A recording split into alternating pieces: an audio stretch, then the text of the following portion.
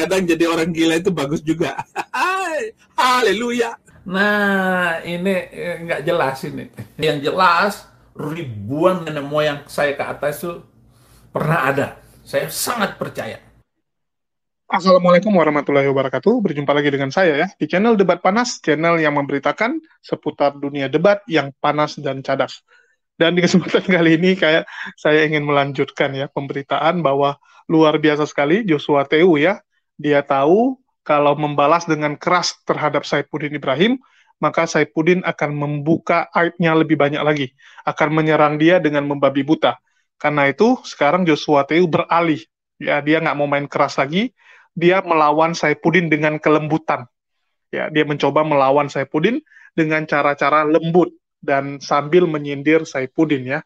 Jadi memang cara seperti itu jauh lebih efektif kalau kita melawan orang yang keras kepala dan emosian. Cara untuk membuat orang emosian itu kalah ya adalah dengan menunjukkan bahwa kita santai, ya kita tidak terpengaruh dengan dirinya, dan malah kita menunjukkan bahwa kita bahagia.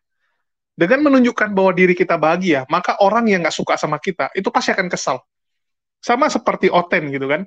Mereka kesal dengan saya. Saya selalu happy-happy saja gitu. Saya tunjukkan saya happy, saya ketawa-ketawa. Ya, saat saya buat live pun saya ketawa-ketawa saja. Dan itu membuat Oten-Oten jadi tambah emosi. Mereka marah gitu kan. Karena mereka pingin melihat kita emosi. Sama seperti yang dilakukan Saifuddin. Dia menyerang, ya, menyerang Islam itu kan tujuannya supaya umat muslim marah, supaya Mahfud MD bereaksi, supaya semua pejabat Indonesia bereaksi gitu kan, biar dia bisa menjadikan itu sebagai alasan untuk mengibah, untuk memelas kepada pemerintah luar dan memelas kepada Oten-Oten kalau dia ini sekarang jadi incaran, ya dia mau diapa-apain gitu, sehingga Oten donasi makin lancar. Tujuan dia seperti itu. Tetapi makin ke sini umat muslim makin dewasa, makin bijak. Umat muslim di Indonesia tidak lagi marah dengan begitu menggebu-gebu kepada Saifuddin.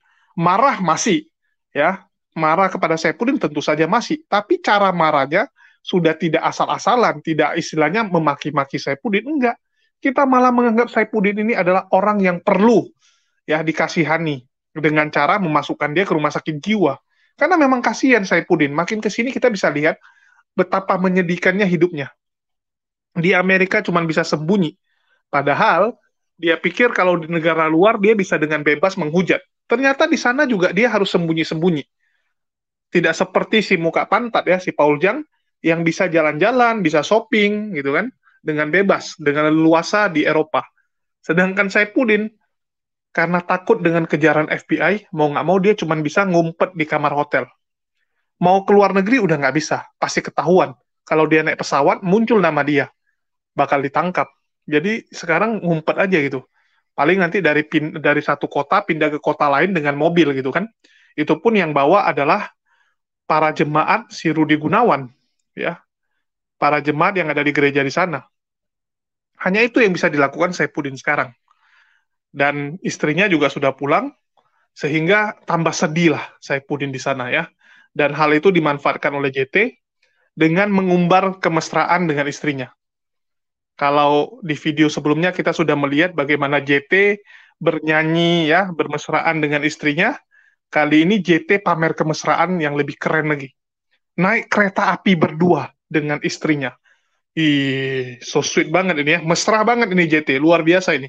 Ya, mesra banget dia naik kereta api berdua dengan istrinya, dan ini seakan memukul si Saifuddin secara nggak langsung ini ya, membuat Saifuddin hanya bisa gigit jari sambil peluk bantal. Dan masalahnya di Amerika nggak ada guling gitu ya, yang ada bantal untuk kepala ya, terpaksa dia peluk bantal kepala itu, atau peluk aja itu tembok gitu kan.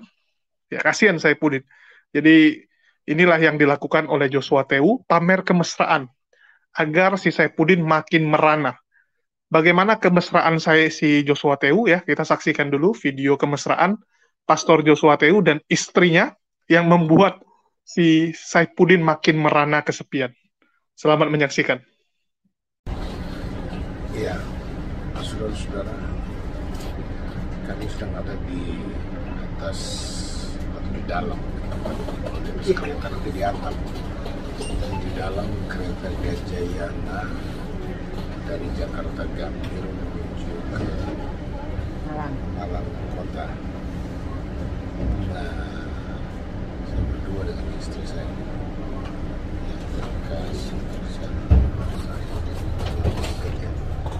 di sisi bisa lihat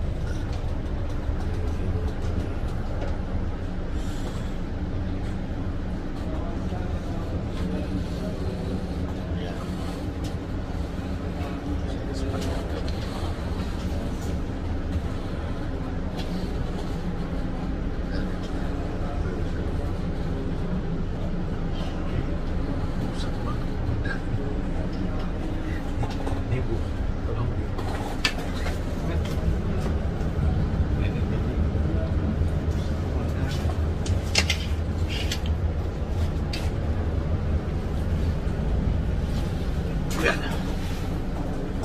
kami sedang menuju ke kota Malang untuk pelayanan hari Minggu. Tapi rencananya sih Sabtu malam kita ada semacam malam gitu di kota Malang. Lalu sepanjang hari Minggu itu dari pagi sampai malam full pelayanan. Nah, saudara-saudara, di atas kereta api berdua ini ingat beberapa puluh tahun lalu waktu kami naik kereta api berdua dari Surabaya menuju Jakarta 30-an tahun lalu, waktu kita masih sekolah itu. Iya, belum. Tahun 98 ya, tahun 89.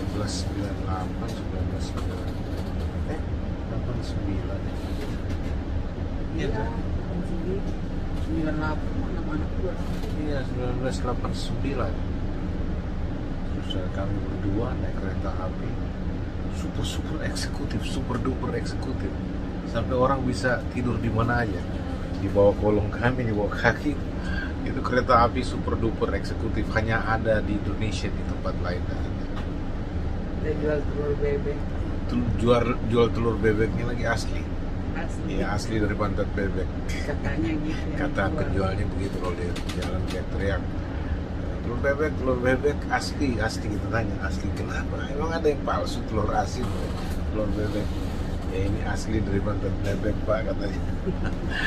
Jadi itu jadi guyonan, kita ingat terus itu, saudara-saudara ya.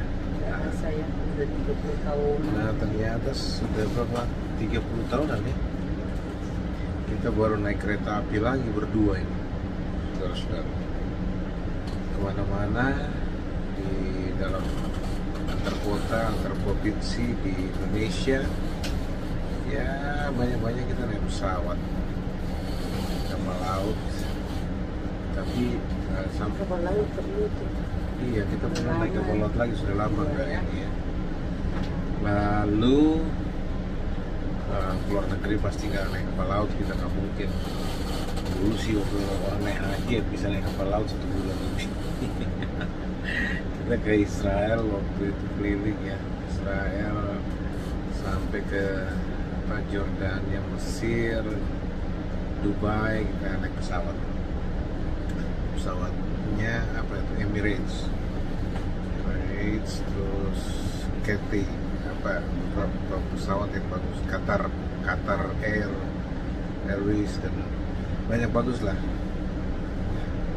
Nah berapa kali kita ke luar negeri seperti itu. Nah yang saya mau cerita, saudara-saudara, beda juga ya. Dulu kita belum punya anak dan naik kereta api yang saya bilang tadi, kereta api super duper ya. Biasa di kolong ada yang tidur. Itu penuh, sesak, berjejal gitu loh. Ada yang tidur di bawah kaki kami dapat tempat duduk sih waktu itu ya. Ada yang sender, ada yang duduk, dan sampai di jalan-jalan orang tiduran, saudara.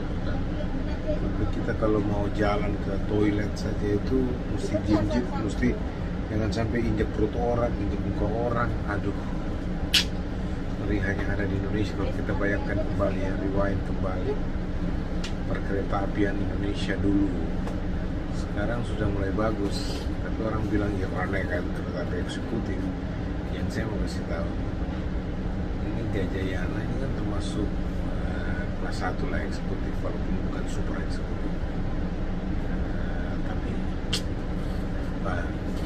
kok suaranya bising ya, getarannya goncangnya kuat sekali gitu. Kita pernah lihat, kita nggak bisa tidur, jelas nggak bisa tidur. Nyamuk lagi, kereta eksekutif ada nyamuk, kan ngeri juga saudara. Saya kasih pendek sedikit dulu.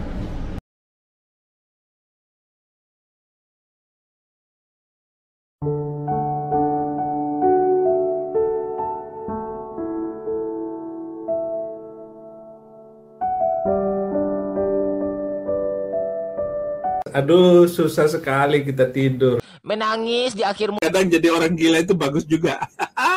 Haleluya. Nah, ini nggak jelas ini. Yang jelas, ribuan nenek moyang saya ke atas itu pernah ada. Saya sangat percaya. Bahkan jutaan nenek, kakek, nenek, kakek, nenek, kakek, kakek, kakek, kakek. Ada di atas saya. Haleluya. Nggak jelas. Yang jelas, saya keliling dunia.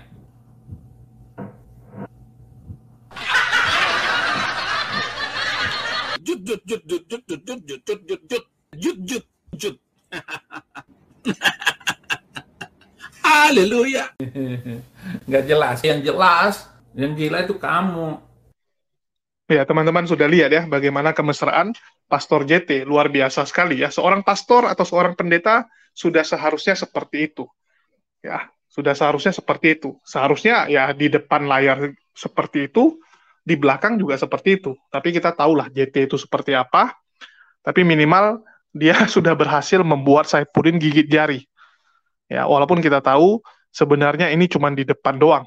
Di belakang bagaimana kehidupan JT, ya semua orang juga tahu lah. Dari gestur badannya saja nampak sekali dua orang ini memaksa sekali, kaku. Ya, nampak kakunya, nampak itu aktingnya itu dibuat-buat. Sebenarnya JT pun kayak agak nggak terima gitu ya, agak jijik gitu. Ya, agak jijik dengan istrinya. Tetapi karena tuntutan profesi supaya kelihatannya mesra, mau nggak mau ya dia harus seperti ini. Tapi minimal ini bisa membuat Saifuddin agak cemburu, ya, agak cemburu walaupun kita tahu bahwa Saifuddin punya istri jauh lebih muda dibandingkan istrinya JT. Tapi kalau bicara Salome, baru yang lebih mantap JT ya.